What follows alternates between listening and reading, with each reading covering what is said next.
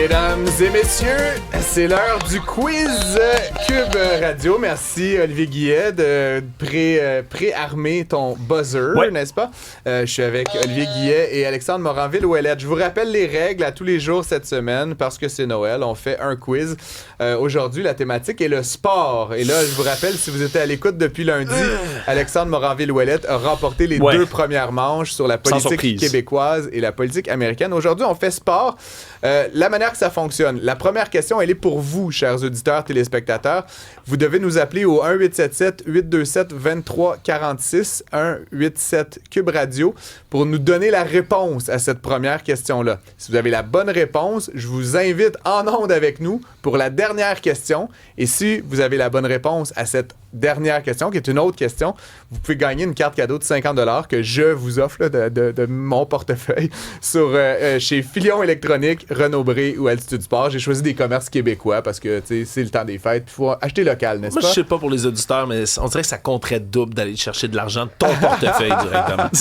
Bon, on commence donc. Merci. La première question, c'est pour vous. Donc, vous appelez au 1-877-827-2346. Les Eagles ont défait les Chiefs cette année lors du Super Bowl. Ça, pas de contradiction là-dessus. Par la marque de 40-22. Malgré l'humiliation, le joueur étoile Travis Kelce a pu compter sur le soutien indéfectible de sa conjointe, elle-même une personnalité très populaire. Quel est le nom de la conjointe de Travis Kelce? Là? Ça, c'est une petite balle facile pour commencer. Ça fait des attirés vers le téléphone aussi, la bien entendu. 1-877-827-2346. Qui est la conjointe de Travis Kelce? Vous avez même le temps de le chercher sur Google si vous ne le savez pas. C'est même sa fiancée. C'est même sa fiancée. Merci de la précision, Alexandre Moranville. Êtes-vous prêts, messieurs? Oui, je suis prêt, je suis fébrile. Maintenant, il y a 7 questions qui nous restent, donc on commence rapidement, messieurs. Et là, on attend que j'ai fini la question, parce qu'Alexandre, hier, là, je disais 3 mots, puis on avait déjà la réponse. Là. Ce joueur québécois s'est distingué lors de la finale de la NBA, où son équipe, le Oklahoma City Thunder, a remporté le trophée Larry O'Brien. Lugansdor. Wow, 1 point. Trop vite. Excellent. Ben, tu l'avais aussi. Trop vite. Deuxième question. Après une décision controversée qui l'a vu changer d'écurie à la fin de la saison dernière, ce célèbre pilote de F1 a connu sa première saison sans podium depuis 2007. Lewis Hamilton. Une seconde pour tard. Ce joueur défensif du Canadien serait, selon certains, parmi les meilleurs espoirs de la LNH aux côtés de Cale Makar et Quinn Hughes. Lane Hudson. Je vais donner le point à Alexandre. 2-1. La semaine dernière, le gardien Jacob Fowler a fait ses débuts chez le Canadien face aux Pingouins de Pittsburgh, scellant une victoire de 4-2 à son premier match. 2 des 3 légendes parmi les gardiens ont fait leur début face à Pittsburgh. Quelle est l'exception? L'exception? Deux des 3 légendes. Qui n'a pas fait ses débuts dans la LNH face aux Pingouins de Pittsburgh. Mais parmi les 3 légendes des gardiens canadiens de Montréal. Il y en avait 3 légendes, dont une qui n'a pas fait. Oh, tu nous en poses une bonne. Les 3 légendes. Parce qu'on a Price, on a Ken Dryden qui ont fait leur début avec les Pingouins. Patrick Roy, mais c'était... Qui n'a pas fait ses débuts face aux Pingouins de Pittsburgh. Donc pas Patrick Roy. Donc un autre. Donc pas Patrick Roy, mais là c'est une autre légende d'un but du Canadien de Montréal. Je vais mettre un terme à votre supplice. Patrick Roy a fait ses débuts dans la LNH face aux Jets de Winnipeg. Donc malheureusement, c'est 0-0. Ah ouais? Monsieur Dryden, oui, et voilà, et Carey Price ont tous deux fait leur début face au... C'était une question un peu niche, un peu difficile. Oui, non, c'est correct. J'ai moi-même parlé... En tout cas, je vais aller vérifier, mais j'ai pas... J'étais convaincu que les 3, avaient fait leur début. Moi aussi, on en a même parlé en ondes, mais oui.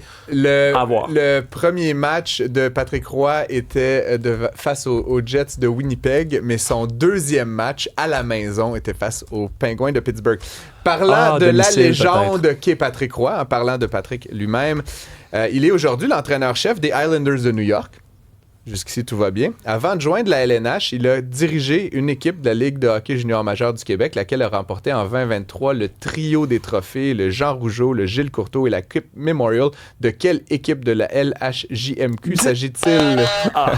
C'est les remparts de Québec. C'était serré, ouais. C'est-tu 2-2, là? Ouais, absolument. OK, bon, là, messieurs, on va dire match nul. Fait que là, on va inviter Martin. C'est ça, Martin, qui est un auditeur. Martin, êtes-vous avec nous? Bonjour Francis. Bonjour Martin, merci d'appeler. J'ai donc la question finale qui vous méritera, si vous avez la bonne réponse, la carte cadeau de 50 $. Je vous lis ça et vous me donnez votre meilleure estimation.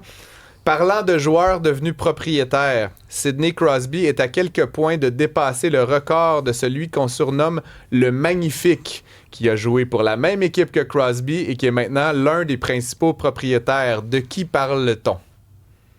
Es-tu sérieux avec ça? Mario Lemieux? Yes, sir!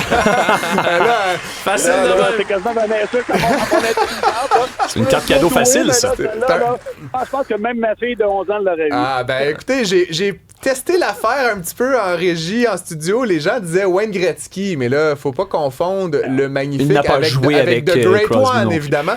Et là, Martin, j'étais un peu traumatisé parce que hier, malheureusement, notre participant n'a pas eu la bonne réponse. Puis là, l'objectif du quiz, c'est quand même de donner des cadeaux. Donc, Martin, tu nous appelles de quel coin? Mais juste un instant, si c'est un auditeur d'hier qui a eu la bonne réponse, moi, je peux prendre son 50$ d'hier. C'est excellent. À discuter, je vais te texter après l'émission, on en débattra. Mais Dorothée-Laval, pour répondre à votre question, Francis, je suis de Sainte-Dorothée-Laval, je suis un bon auditeur, j'aime bien Mario, puis toute l'équipe, Richard, toi aussi, Francis, je t'aime, puis je vous aime tout le monde, toute l'équipe, là, faites vraiment une belle job, là. Et vous rentrez dedans à la compétition, hein. Bon, on a vu ça avec vos codes d'écoute et les restants... exactement. Alors, bravo, félicitations. Amen. Je suis bien content. Merci de ton témoignage. Martin, une radio un peu plus à droite, ça va faire du bien à tout le monde. Excellent. Martin, en finissant, Filion électronique, Renaud Bré, Altitude Sport, qu'est-ce que tu choisis? Je pense que je vais y aller avec Renaud Bré. Ça va faire un beau cadeau de Noël pour mes enfants qui lisent pas beaucoup. Alors, ça va leur donner une bonne occasion d'aller s'acheter un bon livre. Ou encore, je vais leur acheter un bon livre avec qu'ils puissent lire. Ouais. Parfait. Très bonne idée. Je te laisse donner tes coordonnées à Jean-Philippe en régie. On se retrouve à l'antenne. Merci beaucoup. Merci à tous et à toutes. C'était notre 3e quiz. Demain, on se retrouve avec la culture.